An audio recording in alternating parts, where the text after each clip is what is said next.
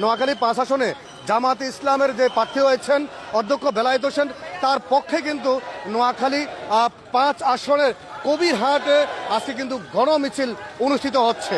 সেই গণমিছিলে আজকে দেখতেছি আমরা মানুষের যেই জোয়ার উঠেছে, এইটাই তারা কিন্তু যে প্রমাণ করতেছে যে নির্বাচনের যে আমেজ, আসলেই আমেজটা কিন্তু ফুটেই উঠেছে। আমরা দেখতেছি, আপনাদেরকে দেখানোর চেষ্টা করতেছি যে নোয়াখালীর 5 আসন কবিরহাট উপজেলার কবিরহাট বাজার থেকে আপনাদেরকে আমরা দেখানোর চেষ্টা করতেছি। আমরা দেখতেছি যে এখানে স্বতঃস্ফূর্তভাবে জামাতের যে প্রার্থী রয়েছেন, প্রার্থীর পক্ষে কিন্তু নেতাকর্মীরা যে দাঁড়িপাল্লার বিভিন্ন স্লোগানে মুখরিত করেছেন যে নোয়াখালী 5 আসনের যে প্রার্থীর পক্ষে, যে সকলেই দাঁড়িপাল্লায় যেভাবেই মুখরিত করেছেন। আমরা দেখতেছি যে অধ্যক্ষ বেলায়েত হোসেন সকলকে হাত নাড়িয়ে কিন্তু শুভেচ্ছা জানাচ্ছেন। এখানেই আজকে শত শত মানুষের উপস্থিতিতে এই মিছিলটি অনুষ্ঠিত হচ্ছে। আমরা যদি আপনাদেরকে জানিয়ে রাখি যে ত্রয়োদশ জাতীয় সংসদ নির্বাচনের তফসিল ঘোষণার পর আমরা দেখেছি যে প্রার্থীরা মাঠে নেমেছিলেন।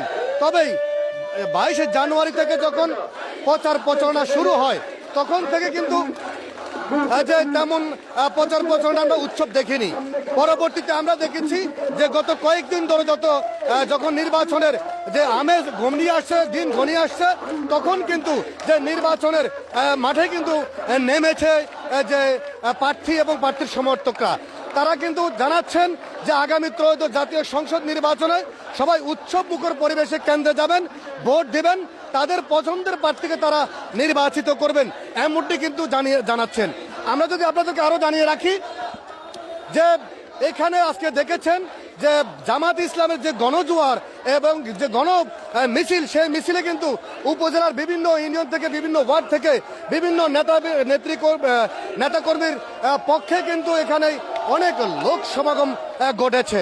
আমরা যদি বলে রাখি যে আপনাদেরকে জানিয়ে রাখি, আসলেই এই যে নির্বাচনের প্রচার প্রচারণা শুরু হওয়ার পরে কিন্তু এই আসনটিতে আমরা দেখেছি যে এই প্রথম কোনো প্রার্থীর পক্ষে এত বড় একটি গণমিছিল।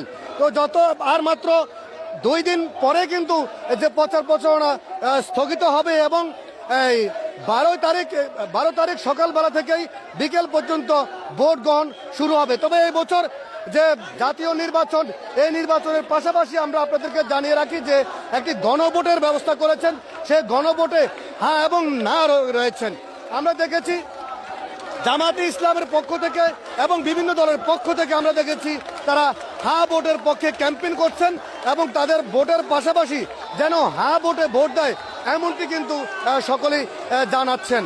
আমরা দেখতেছি যে কি পরিমাণ উৎসবমুখর পরিবেশে, আনন্দমুখর পরিবেশে নেতাকর্মীরা কিন্তু তাদের প্রার্থীর পক্ষে মিছিল করছেন। আল্লাহু আকবার, নারায়ে তাকবীর, আল্লাহু আকবার স্লোগানে ধ্বনিতে কিন্তু মুখরিত কবিরহাট উপজেলার কবিরহাট বাজার।